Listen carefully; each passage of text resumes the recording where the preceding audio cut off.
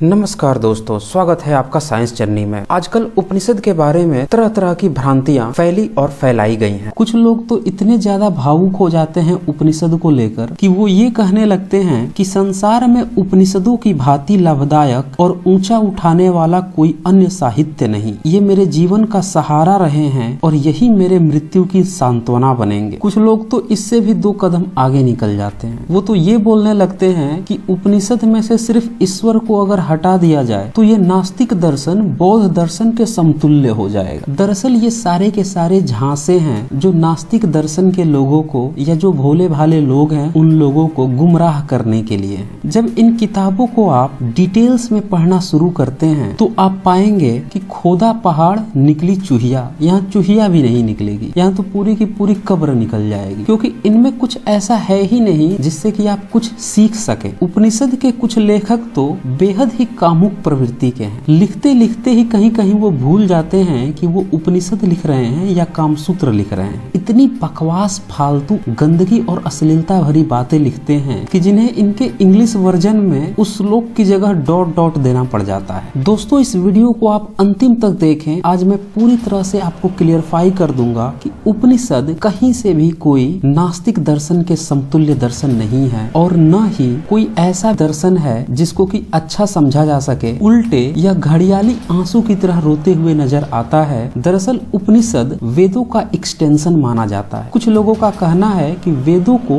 Explanation करने के लिए उपनिषद लिखे गए थे। अगर मान्यतावादियों की आप सुने, जो कि बिना प्रमाण के ही बकते रहते हैं, तो वो इसके रचना काल को खींचकर खेतों में ले जाएंगे। खेतों का कहने का मतलब है आदि काल के तरफ कहीं ले जाएंगे, जिसका ना कहीं ओर मिलेगा ना छोर मिलेगा। फिर जो पाठ्यक्रम में जो पुस्तकें पढ़ाई जाती हैं, जहाँ पे इन्हीं ब्राह्मणवादी मानसिकता के लोगों का वर्चस्व है, वो इसे खींचकर ईसा से पूर्व ले जाएंगे। कोई कहेगा ईसा पूर्व 8वीं सदी में, तो कोई कहेगा ईसा पूर्व 5वीं सदी में यह लिखे गए हैं। लेकिन सच्चाई यह है कि न तो इनका कोई शिलालेख मिला है, न कोई इनका भोजपत्र, तालपत्र और न ही किसी भी तरह का कोई लिखित कागज मिल पाया है। ये सिर्फ हवाई बातें चलती हैं कि ये उस समय का होगा, और ये समय भी कब तय हुआ है? अंग्रेजों के समय में। क्योंकि मैक्स मूलर नाम के एक जर्मन स्कॉलर थे जो भारत के इन धर्म ग्रंथों का अध्ययन कर रहे थे। उन्होंने बहुत सारे पुरस्कार भी रखे थे और ब्राह्मण विद्वान जो लोग थे वो लोग तरह तरह के पांडुलिपियां ले जाकर उन्हें देते थे और बताते थे कि ये तो जब से सृष्टि का जन्म हुआ है तभी से ये हमारे पास पड़ा हुआ है। खास बात ये होती थी कि वह लिपि देवनागरी में लिखी होती थी। उस समय उतनी तकनीक भी नहीं उपलब्ध थी कि मैक्स मूलर साहब उसकी कार्बन डेटिंग करवा पाते कि यह कब की लिखी हुई है। लेकिन धीरे धीरे जैसे जैसे इतिहास के पन्ने खुलने शुरू हुए तब पता चला कि देवनागरी लिपि तो पिछले 1000 सालों से 800 सालों के बीच में अस्तित्व में आई है। तब पता चला कि इन लोगों ने कितना उन्हें बेवकूफ बनाया था। फिर उसके बाद एक नई कहानी गढ़नी शुरू हो गई कि भाई हम तो ओरल ट्रांसफर करके लेकर आए हैं। तो इसी ओरल के खेल में इसे ईसा से पूर्व स्थापित करने के ये लोग प्रयास किए, जबकि सच्चाई यह है कि इसका अभी तक कोई भी पुरातात्विक प्रमाण नहीं मिल पाया है और इसमें जो लेखनी हुई है वो 20वीं सदी तक चली है। तो इसीलिए इनके इन दावों की पोल पूरी तरह से खुल जाती है कि ये ईसा पूर्व की किताबें हैं, बल्कि ये सारी की सारी किताबें देवनागरी लिपि में छपाई गई हैं अंग्रेजों के समय में। इनकी संख्या अंग्रेजों के समय में 108 बताई जाती थी। फिर 1920 के बाद से कुछ संस्कृत विश्वविद्यालय इन्होंने स्थापित करने शुरू किए और फिर इनने छपाई शुरू की, जिसमें इनने इसकी संख्या बढ़ाकर 220 कर ली है। लेकिन इसमें से 12 उपनिषद ही प्रमुख हैं। फर्स्ट है ईशावास्य,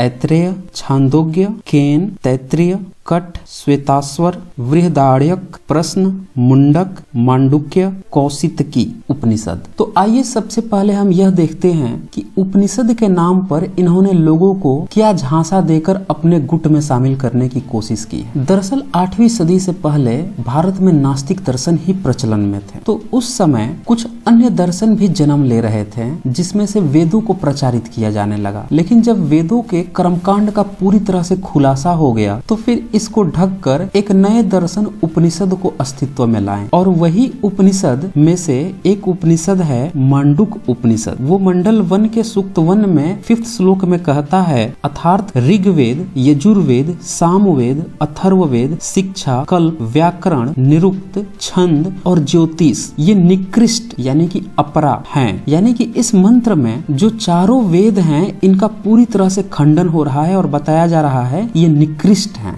निकृष्ट मतलब आप यहाँ पे बेकार, खराब, इस तरह का पर्यायवाची यूज कर सकते हैं। इसी में सूक्त 2 के 7वें मंत्र में लिखते हैं, अर्थात ये यज्ञ रूपी नौकाएं जिनकी संख्या 18 बताई जाती हैं अथवा जिन्हें 16 ऋत्विक यजमान और यजमान पत्नी इन 18 व्यक्तियों द्वारा साध्य बताया जाता है, दृढ़ नहीं है, जो इन्हें कल्याण कारक मानकर इन्हीं में निरत हो जाते हैं, वे जन्म और मृत्यु से छुटकारा नहीं पा सकते। बार बार जन्म लेकर वृद्धावस्था और मृत्यु का कष्ट उन्हें सहना ही पड़ता है। अब इस श्लोक में उपनिषद एक तरफ तो यज्ञ के सभी रूपों का विरोध कर रहा है, जो कि सही बात है, वहीं दूसरी तरफ पुनर्जन्म जैसी बकवास बात भी कर रहा है और वृद्धावस्था में और मृत्यु के समय कैसे लोग कष्ट भोगेंगे इसके बारे में लॉजिकलेस बातें कर रहा है। लेकिन जो उपनिषद के समर्थक हैं वो इसे इस रूप में दिखा रहे हैं कि देखो हमारा उपनिषद यज्ञ का विरोध कर रहा है और कर्मकांड का भी विरोध कर रहा है, इसीलिए ये अच्छा है। इसके अलावा वो एक और श्लोक दिखाते हैं मुंडक उपनिषद में ही, अर्थात कर्म कांड में ही श्रेय मानने वाले मूढ़ हैं, अपने आप को विद्वान समझने वाले पर वास्तव में अज्ञानी हैं, बार बार ठोकरे खाने वाले अंधे हैं और छोकरे हैं। अब इन सब शब्दों को सुनकर ऐसा लगता है कि जो भी वेद को मानने वाले हैं, यज्ञ और कर्मकांड करने वाले हैं, उनको उपनिषद के समर्थक सीधे तौर पे गाली दे रहे हैं। यह वाक्य बहुत ही क्रांतिकारी है और विद्रोही है। इन्हें देखकर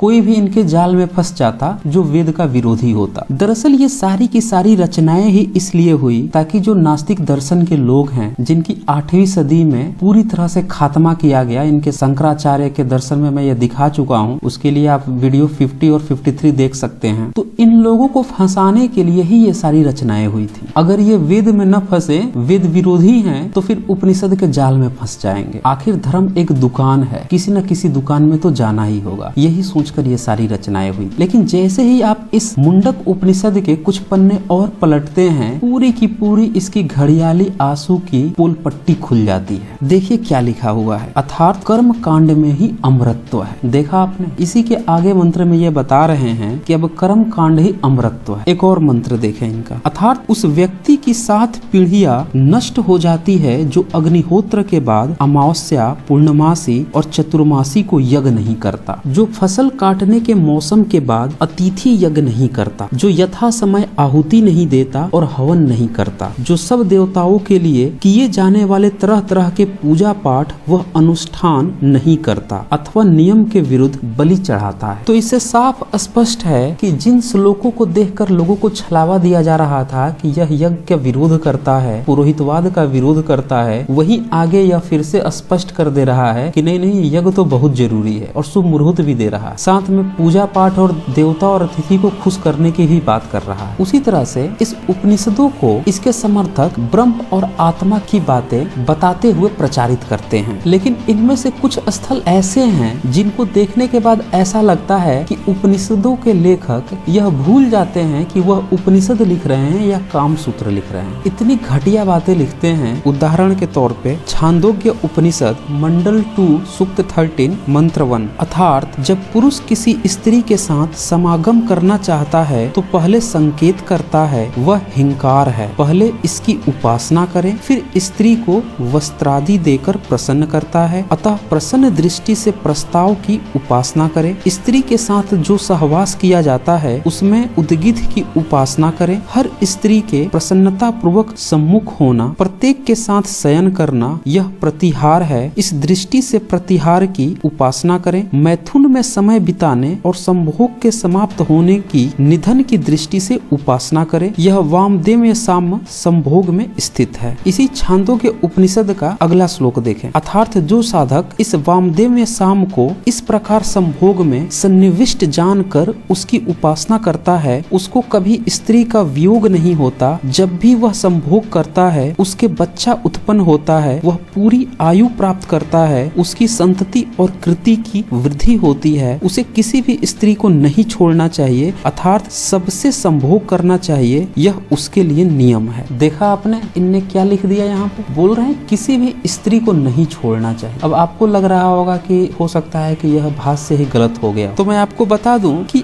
इसी का भाष्य करते हुए शंकराचार्य के नाम पर जो किताब आई है शंकर भाष्य, उसमें इसी को विस्तृत करके लिखा गया है। सुनिए ये क्या लिखे हैं। अर्थात समागम चाहने वाली जो स्त्री सैया पर आ जाए, ऐसी किसी भी स्त्री का त्याग न करे। और ये बात वो लिख रहे हैं जिन्हें ब्रह्मचारी करके प्रचारित किया जाता है, शंकराचार्य। ये वही शंकर हैं। इसी छांदोग्य उपनिषद के 5वें मंडल के 8वें सूक्त मंत्र 1 में लिखा है, हे गौतम, स्त्री जाति अग्नि है, उसका गुप्तांग ही ईंधन है। काम क्रीड़ा के लिए बोलना ही धुआं है, उसकी योनि ही ज्वाला है। उसमें पुरुष की ज्ञानेंद्रिय का प्रवेश ही अंगारे हैं और आनंद की प्राप्ति ही चिंगारियां हैं। और इसी से मिलता जुलता हुआ एक और श्लोक आपको मिल जाएगा बृहदारण्यक उपनिषद में, मंडल 6 सूक्त 2 13 मंत्र। हे गौतम, स्त्री अग्नि है, उसका गुप्तांग ईंधन है, गुप्तांग पर उगे बाल धुआं है, योनि ज्वाला है, लिंग प्रवेश अंगार है और कामानंद ही चिंगारियां हैं। अब आप खुद ही तय करें कि ये ब्रह्मचारियों की किताबें हैं, ये किसके लिए बातें लिखी हुई हैं, ये किस वर्ग को पढ़ाना चाहते हैं। कोई बूढ़ा आदमी इस तरह की बातें तो पढ़ेगा नहीं, और ये लोग ब्रह्मचारी हैं तो इस तरह की बातें क्यों लिख रहे हैं और पढ़ रहे हैं, तो फिर ये किसके लिए है। खैर ये तो कुछ भी नहीं है, इससे भी बहुत ज्यादा अश्लील बातें लिखी हुई हैं, जिसको मैं अगले वीडियो में दिखाऊंगा और आपको पूरी तरह से स्पष्ट हो जाएगा कि उपनिषद सिर्फ और सिर्फ बकवास बातों का ही संग्रह है और ऐसा कुछ भी नहीं है जिससे कि इसको किसी नास्तिक दर्शन के समतुल्य समझा जाए। तो आज बस इतना ही। धन्यवाद।